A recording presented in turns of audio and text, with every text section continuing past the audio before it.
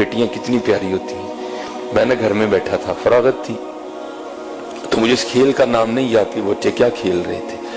وہ پرچیاں ڈالی تھیں, ایک پرچی پہ لکھا تھا بادشاہ, ایک پہ لکھا تھا وزیر, ایک پہ لکھا تھا قاضی, اور ایک پہ لکھا تھا چور. ان 4 پرچیوں کو بند کر کے نہ پھینک دیتے, پھر سارے ایک ایک اٹھاتے تھے. اب جس کے حصے میں بادشاہ کی پرچی آئی وہ بادشاہ بن گیا, جس کے حصے میں قاضی کی آئی وہ قاضی بن گیا, جس کے حصے میں وزیر کی آئی وہ وزیر, اور ایک حصے میں آنی ہے چور کی. تو پھر جس کے حصے میں چور کی پرچیاں آنی ہیں اس کے لیے پھر بڑے سخت معاملات ہیں. بادشاہ سلامت اس کو جو چاہے حکم دے.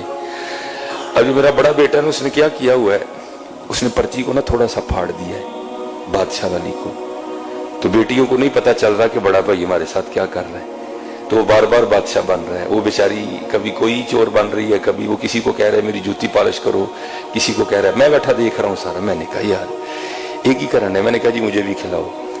ایک کو ڈراپ کر دیا, تو پھر وہی والا کام میں نے کیا. میں نے پرچی تو نہیں پھاڑی, لیکن میں نے بادشاہ والی پرچی پہ نا پین سے نشان لگا دیا.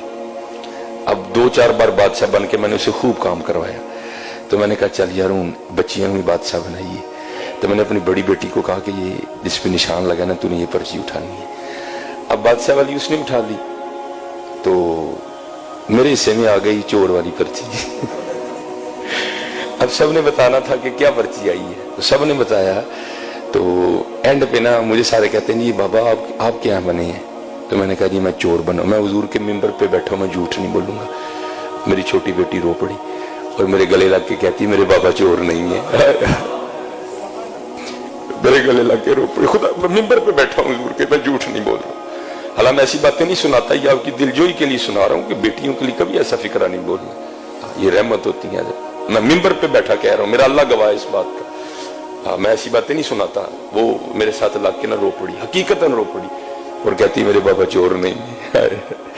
یہ رحمت ہے. بیٹیوں سے محبت کروا دیں.